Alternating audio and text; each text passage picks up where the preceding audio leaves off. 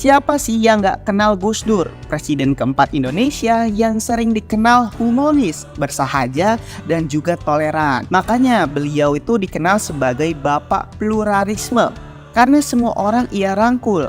Bernama lengkap Kiai Haji Abdurrahman Wahid atau sering dipanggil Gus Dur ini sering disebut sebagai sosok seorang wali karena banyak perkataan dan celotehan santainya yang ternyata menjadi kenyataan sekarang. Nggak tahu ya, karena kebetulan aja atau memang Gus Dur ini bisa membaca masa depan. Tapi memang aneh bit ajaib presiden kita satu ini, karena ramalan-ramalannya itu nggak benar sekali dua kali, tapi berkali-kali. Mulai dari prediksi presiden, skor bola Piala Dunia, hingga kapan kematiannya. Nah, ini dia 10 perkataan Gus Dur yang sekarang menjadi kenyataan. So, buat kamu yang belum subscribe, jangan lupa subscribe ya. Let's go! Prediksi pertama nih, Jokowi menjadi presiden.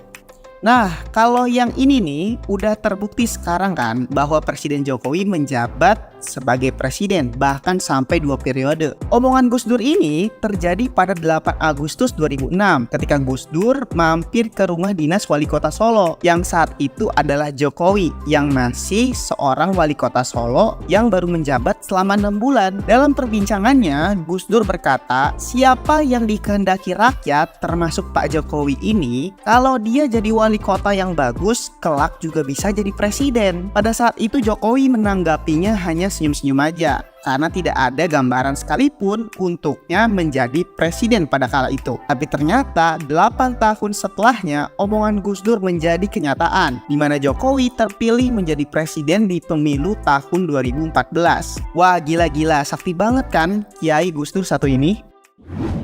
Kedua, prediksi lengsernya Soeharto. Kiai Haji Bukhari Masyuri pernah bercerita bahwa Gus Dur pernah bercerita kepadanya bahwa Soeharto akan turun dari jabatannya sebagai orang nomor 1 di Indonesia. Kejadiannya waktu itu 11 bulan sebelum lengsernya Soeharto. Kiai Haji Bukhari Masyuri, Gus Dur, Mustafa, dan Toha yang merupakan pengurus NU Jogja pada kala itu membicarakan berbagai masalah. Namun tiba-tiba Gus Dur memotong pembicaraan dan berkata dalam bahasa Jawa, "Wis ra usah gerbuk kui, Pak Harto segera maneh jatuh." Yang artinya sudah tak usah bicarakan itu, sebentar lagi Pak Harto jatuh. Pada saat itu Kiai Haji Masyuri, Mustafa, dan Toha tidak percaya karena pada kala itu Soeharto memiliki kekuatan yang sangat kuat, baik dari kekuasaan militer, politik, dan ekonomi yang rasanya tidak mudah untuk melengsarkan Soeharto. Tapi kenyataannya apa yang dikatakan Gus Dur benar-benar terjadi. 1 tahun setelahnya lengserlah Soeharto akibat pergerakan rakyat Indonesia yang luar biasa.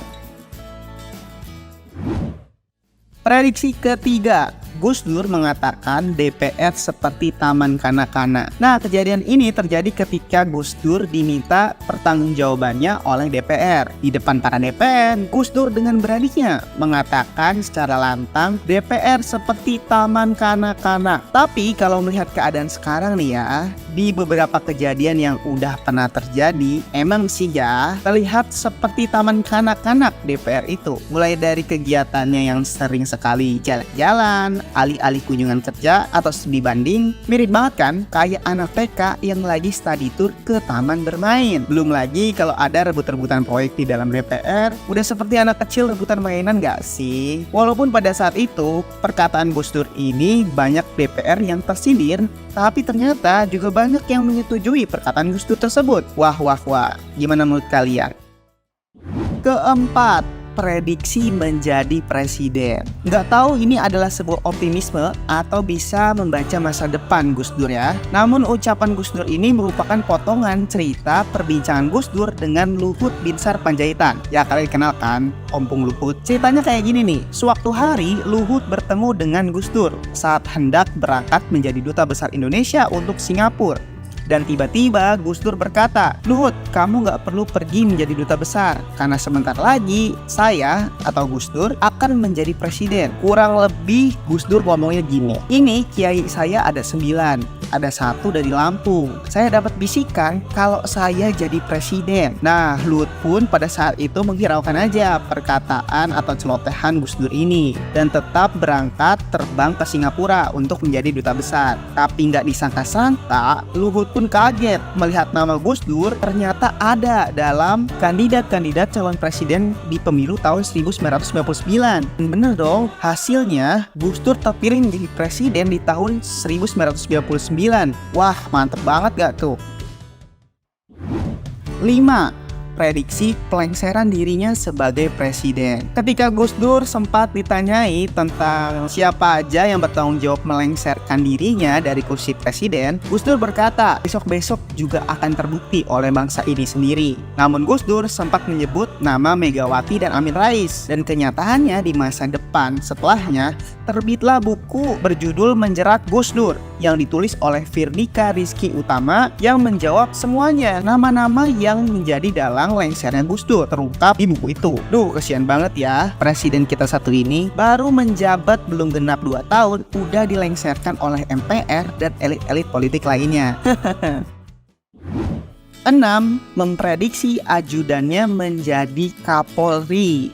Nah, Pak Sutarman merupakan polisi ajudan dari Gus Dur, dan Gus Dur pernah suatu waktu berkata ke Pak Sutarman bahwa nanti Pak Tarman akan jadi Kapolda Metro, setelah itu Pak Tarman akan menjadi Kapolri. Begitu kata Gus Dur. Tapi karena Gus Dur memang suka menghibur orang-orang di sekelilingnya, Pak Tarman kala itu hanya senyum-senyum aja mendengar celotehan isengnya Pak Gus Dur. Karena baginya mimpi untuk menjadi Kapolri aja dia nggak pernah. Namun tepat pada 23 Oktober 2013, Pak Sutarman ternyata memang benar resmi dilantik menjadi Kapolri oleh Presiden SBY yang sebelumnya juga Pak Tarman sudah menjadi Kapolda Metro. Wah, gila banget, prediksinya tepat lagi perkataan Gus Dur ini.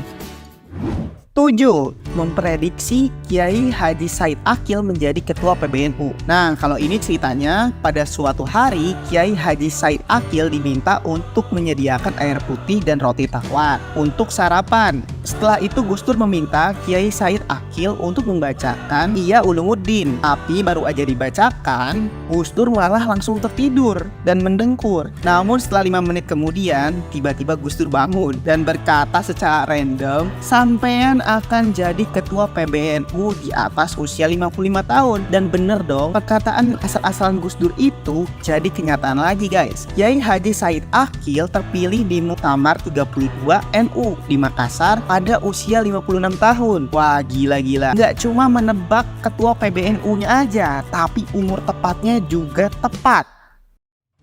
Kedelapan, prediksi Ahok jadi gubernur. Ternyata udah diramalkan nih oleh Gus Dur, dia bakal jadi gubernur. Pada saat itu Ahok sedang mencalonkan diri sebagai gubernur Bangka Belitung. Namun di pemilihan tersebut Ahok kalah telak dan harus menerima kegagalannya. Pada waktu itu Gus Dur memberikan semangat untuk Ahok yang gagal di Bangka Belitung. Dan Ahok berkata kepada Gus Dur, "Udahlah Gus, gak usah gugat-gugat lagi. Orang Cina tuh gak akan bisa jadi gubernur Gus." Namun balasan dari Gus Dur berbeda. Siapa bilang jangankan jadi gubernur, jadi presiden aja kamu bisa. Alhasil Ahok berhasil menduduki jabatan gubernur DKI Jakarta ketika Pak Jokowi terpilih menjadi presiden. Wah, terbukti lagi kan? Tapi yang bagian Ahok jadi presiden itu belum terbukti. Hehehe. Baru yang jadi gubernur aja. Atau mungkin di masa depan mendatang, wah kita nggak tahu lah ya.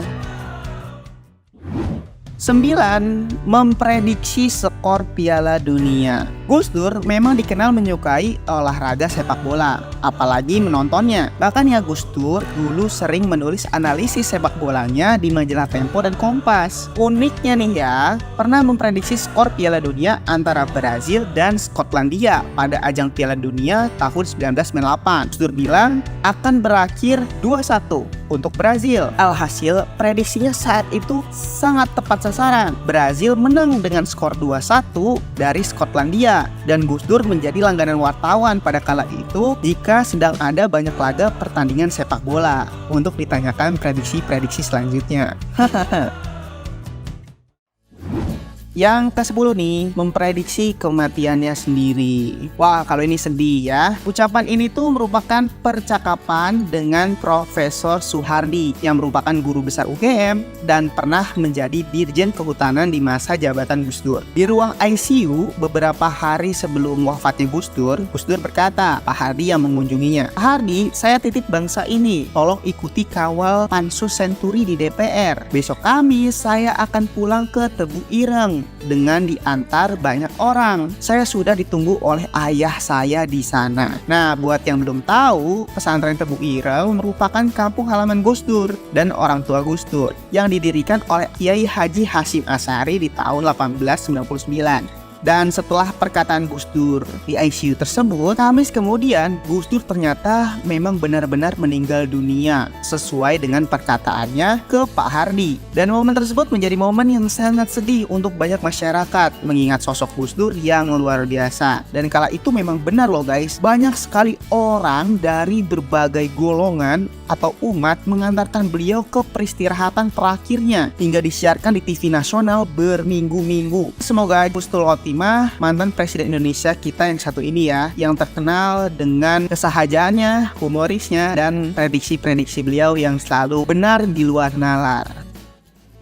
Nah, sekalian aku ada tambahan nih yang ke-11. Tapi ini bukan ramalan atau prediksi Gus Dur, karena itu belum terjadi, jadi nggak dihitung ya. Melainkan hanya perkataannya aja di salah satu acara TV nasional tentang sosok paling tulus untuk rakyat Indonesia di kandidat presiden era 2000-an. Yang pada saat itu tuh kandidatnya ada SBY, Megawati, Prabowo, dan Yusuf Kala. Nah, kalian lihat sendiri nih cuplikannya. Orang yang paling ikhlas kepada rakyat Indonesia itu Prabowo.